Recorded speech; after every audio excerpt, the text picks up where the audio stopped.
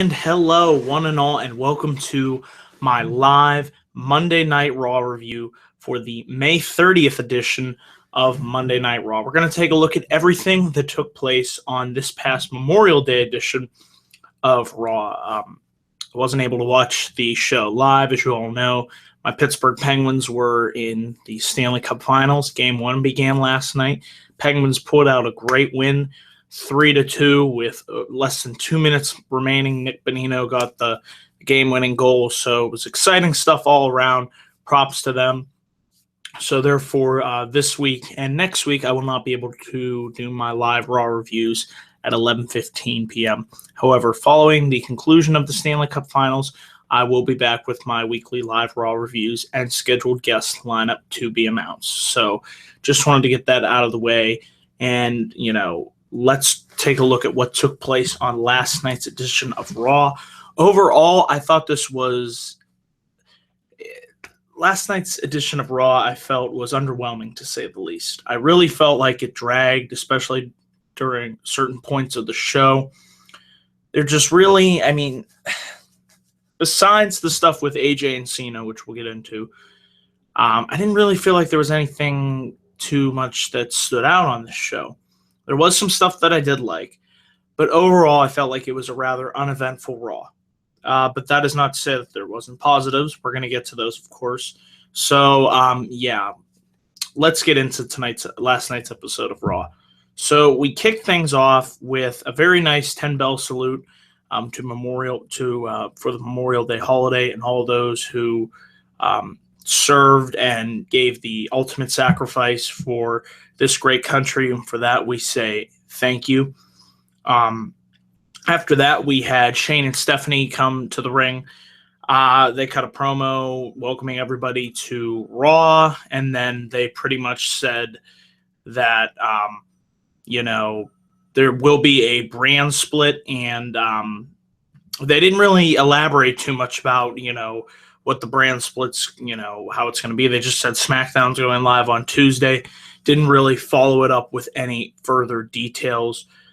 Then the New Day came out to the ring, and they tried to get Shane and Stephanie to dance. And the Vaudevillains eventually interrupted, and that led into our first match, the Vaudevillains versus the New Day. This segment really felt like just a waste of time. You didn't really announce any other details. We already knew that the brand split was going to be happening. We knew that SmackDown was going to be live on Tuesday, so this would have been a perfect opportunity to further enlighten us on these details. When would the draft be? Would Raw be going back to 2 hours? Etc. We need some more details, and I'm sure we'll get those down the line, but they pretty much said, we haven't figured that out yet. So if that's the case, I just felt like, what was the point of this? It really just felt like it went on and on and on to serve no purpose. The match between the New Day and the Vaudevillains was going pretty well. It was an okay tag team match, and I did like, this was one part of the show that I did like. Towards the end of the match, Anderson and Gallows come out from the crowd, and they jumped the New Day. They beat down Xavier Woods, attacked Kofi Kingston, and they eventually beat up Big E as well. The Vaudevillains leave the ring, so it looks like this is something that I'm looking forward to. We will be getting a tag team championship match at Money in the Bank, probably between the New Day versus Anderson and Gallows. They said they put the New Day and the entire WWE tag team division on notice that they are going to be coming after the New Day's tag team titles. So that should be a good match to look forward to at Money in the Bank. So that was one thing I did like about Raw last night. We then had this backstage promo with Apollo Crews. He was interrupted by the Big Show. He gave him some advice. He said the reason Crews was attacked by Sheamus was because Sheamus was a bully, and he wanted to know from Crews if he would back down from Sheamus. So it does look like we will be getting Sheamus versus Apollo Crews at Money in the Bank. I think it'll be a good addition to the undercard. It'll allow Apollo Crews to have the spotlight to shine on his first pay-per-view match on the main roster and his first main roster feud, so we'll have to see where that goes. Overall, it was a decent exchange between him and Big Show. Nothing too much to say about that. We then had I was watching Raw on DVR, so I fast forwarded through the Usos versus Breeze Dango. Apparently, Jay wrapped up Fandango in the crucifix pin for the win. So that's all you need to know about that. We then had this Roman Reigns, Seth Rollins promo, and this is where I'm going to have a minor rant. This whole segment, Reigns comes down to the ring. He says he's the man. He's not a good guy. He's not a bad guy. You know, you've heard it 10 times before. He's the guy. And he says, Rollins, destroy the Shield. You can't run away from the guy. Then they have Rollins' music hit. It looks like he's going to get in the ring. He goes back up the stage. Then it looks like he's going to say something. He puts the microphone down. Then it looks like he's going to go back in the ring again. But no, it looks like he's done. He's left. They hit Reigns' music. But wait a minute. Then it looks like he's going to go into the ring again and fight with Reigns. But no, he's like, no, I'm not doing that. I just felt like this segment didn't click for me. If you liked it, that's great. I didn't like it. I just felt like, I want to see these guys go at it, obviously. And if you want to, I just felt like you could have booked this, set this segment up in a better way. What I would have done is, you know, you have Reigns talking in the ring, then you have Rollins' music hits. He gets down into the ring, and him and Reigns just start beating the shit out of each other. Not this, is he going to get in the ring? Is he not going to get in the ring? Is he going to get in the ring? Is he not going to get in the ring? Just go in the ring and have these two beat the shit out of each other. We get the crowd going. You know, I heard some boring chants in the crowd. I don't blame them. I just felt like this segment went on and on and on, and it didn't really get me any more hyped in the match. I am looking forward to Rollins versus Reigns. I just felt like this segment was not that well put together, and it could have been better considering who was involved, and it was a major disappointment for me. So would have liked to have seen Rollins and Reigns just beat the shit out of each other. It's simple, effective, but it works instead of the tease of back and forth. Will Rollins get in the ring or not get in the ring? And he ended up not getting in the ring at all. So what was the point, really? We then had Rusev versus Zack Ryder. He made relatively quick work of Zack Ryder by locking him in for the Accolade submission victory. After the match, Rusev gets on the mic. He pretty much berates America and all the Americans in the audience. And he says Titus O'Neil eventually comes out and confronts Rusev and says he has some nerve, you know, confronting and telling off the American audience on Memorial Day of all days. And O'Neil decks Rusev, and Rusev retreats to the outside. So it looks like our next feud for the United States Championship will be Titus O'Neil versus Rusev. I think that could be a solid addition to the undercard at Money in the Bank. I do like Titus O'Neil. I think he has a fair amount of potential. As you all know, there was the issue with the firing or the suspension, of 60 days. So it looks like for Rusev's next opponent will be Titus O'Neil, big guy. I think they can go out there and have a fairly solid match at Money in the Bank. I really like Titus' promo here. I thought his passion, his fire, his delivery was really spot on with the material. And yeah, I am looking forward to his match with Rusev. We'll have to see what they have in store for at Money in the Bank. We then had Stephanie verbally tear down Charlotte. She just told Charlotte she's embarrassed to have her as the women's champion, and what she did to her father was reprehensible, and Charlotte isn't a champion. She is a waste of talent. I really have an issue with this. I mean, I was talking to somebody about this previously. We have Stephanie come out, and she just tears down these people. I mean, the men, the women, whatnot, you know, and she can say all that shit, yet you can't lay a damn finger on her. She can slap the hell out of the guys. It makes them look like pussies. You know, she can get in Charlotte's face, and you would think Charlotte would be pissed off. She should retaliate against Stephanie for saying stuff like that. I mean, I felt like this really kind of lowered Charlotte's credibility in a way. Now, she still has credibility, don't get me wrong, but I felt like the way the tone was set, Stephanie's up here, you're down here, you know, it it didn't really help Charlotte in any manner. I mean, I'm sick to death of Stephanie, you know, getting one up on everybody, not being allowed to get her comeuppance. I mean, I understand she's doing this kind of babyface turn at the moment, this fake, you know, working with her brother Shane persona, but seriously, can we please stop this berating from Stephanie and putting everybody down? At least if she's going to do that, have her get her comeuppance. If this is going to lead to a match between her and Charlotte down the line, sure, it makes sense. But if it's not and it's just here, it's like, what are we doing? So I had an issue with the way that segment went. We then had Enzo and Cass make their way to the ring, cut a really good promo talking about cheeses, Swiss cheese, American cheese, because they were in Green Bay, Wisconsin. Great stuff from Enzo and Cass all around. These guys are so over with the crowd.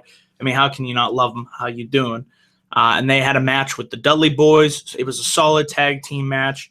Enzo and Cass were able to hit the rocket launcher finisher on, I think it was Bubba Ray for the win. So it was nice to see Enzo and Cass get a win over the 9-time tag team champions in the Dudley Boys. And then we had the segment that I enjoyed the most on this show. This was the highlight of this show. And I have to say, this timing-wise, this worked out great. So Cena makes his return to Raw. I'm watching Game 1 of the Stanley Cup Finals, and it's intermission. So I figure I'm going to go over to Raw and see what's happening. And as soon as I turn over, I'm able to see this John Cena, AJ Styles segment, and bravo. This was definitely the segment of the night. It was amazing. Cena made his way to the ring. He pretty much said that, despite this being a new era, he's still the face, and people are going to have to go through him, whether they like it or not. We then have AJ Styles come out to the ring. Good pop for him. Then we get dueling for at least 3 minutes. Dueling, let's go Cena, AJ Styles chants. It was great. The crowd was into it. This is a match that they want to see. I want to see AJ Styles versus John Cena. And then Anderson and Gallows come down to the ring, and I'm thinking, wait a minute, what the hell is going to happen here? As we all know, they allegedly broke up with AJ the week before, and it looks like AJ and Cena are going to team up. I'm thinking, okay, we're probably going to get Anderson and Gallows versus Cena and Styles tonight on Raw. That's not what happened, as it looked like they're going to take on Anderson and Gallows. Styles blindsides Cena with a shot to the head, a fist to the head, and Anderson and Gallows beat down John Cena. They leave him blind in the ring, and Styles pretty much says, it was great. He attacked Cena 3 more times after this, and it looks like we're gonna get we got a heel turn from AJ Styles tonight. That was very unexpected. I did not see that happening. We need more moments like this on Raw, I have to say. More unpredictable. You didn't see this coming moments. It would definitely help the flow of the show overall. I mean, if you're going to have 3 hours, at least change things up, and this props to WWE. When they can get it right, if they could get this right, throughout the whole show, it would be great. But they definitely hit their mark with this segment. I think it went over very well. I'm looking forward to, we'll probably get Cena versus Styles at Money in the Bank. It'll be a tremendous match, dream match that I was hoping we'd see at SummerSlam, but it looks like we're going to get it a little early here. So props to the execution on this segment. Everything went well. The crowd was into it. I was into it. What more can you say? For me, this was certainly the highlight of last night's episode of Monday Night Raw. After this, this was disappointing. We had Natalya versus Dana Brooke. Match barely went, a minute, 2 minutes? I'm like, really? On a 3-hour show, we can't give the women more than 5 minutes at the very least. So I was thinking, okay, let's see what Dana Brooke and Natalya can do. The match ended when Brooke hit her finisher off on Natalya after Charlotte distracted Natalya. And then as Charlotte and Dana Brooke are beating down Natalya, Becky Lynch comes out and makes the save. That was nice, but I really wanted to see the match go a lot longer. If this is supposedly the era for the women to truly shine, we need to give them the time to shine. So I was disappointed in that. We then had Baron Corbin versus Dolph Ziggler in the technical wrestling match. This match barely lasted a couple minutes. Ziggler had his headgear on. It looked like him and Corbin was like trying to understand what the hell was going on here. And then as they're about to go at it, Ziggler goes right for Corbin's nuts and kicks him right in it. And to get retribution against Corbin, the match ends, and that was what it was. There's nothing more he can say about that. And Ziggler said after the match he lost the match, but the loser via disqualification is still Baron Corbin. So it looks like we are going to continue the Ziggler-Corbin feud for at least another pay-per-view. And then finally, we had our main event of the evening. It was all 6 guys involved in the Money in the Bank ladder match. It was Sami Zayn, Dean Ambrose, and Cesaro taking on the team of Chris Jericho, Alberto Del Rio, and Kevin Owens. This was good stuff all around. It was a solid main event match. Nothing more to say here. All 6 guys got the time to shine. Really looking forward to the Money in the Bank ladder match in roughly 3 weeks, June 19th. That should be a tremendous Money in the Bank ladder match with the participants involved. But yeah, this was good stuff all around. The baby faces went over after Ambrose hit the dirty deeds on Kevin Owens for the win. Nice little bit of chaos towards the end with everybody, getting in their own shots. Ambrose, Owens, Zayn, Cesaro, Jericho, what have you. So it was a nice main event. Good way to close out Raw. But overall, I felt like there were parts of the show that really dragged. I was disappointed in the Rollins-Reigns segment. And there was just a fair bit amount of filler. So for last night's episode of Raw, if I had to give it a grade, I'd give it a D. It was a D show, in my opinion, and hopefully we see much better in next week's episode of Raw. So yeah, guys, thank you for tuning in for the 3 to 4 of you that were watching this review live. I thank you. I appreciate it. Please click that like and subscribe button for more video content coming soon to my channel. And be on the lookout later today. Me and Robbie One Kenobi, he will be joining me, and we will be giving our top 5 picks to win Money in the Bank this year. So that should be a video to look forward to. So stay tuned for that. It'll be later on this afternoon. So guys, thank you all for watching. I will see you guys later on today. Until then, take care, stay safe, and peace.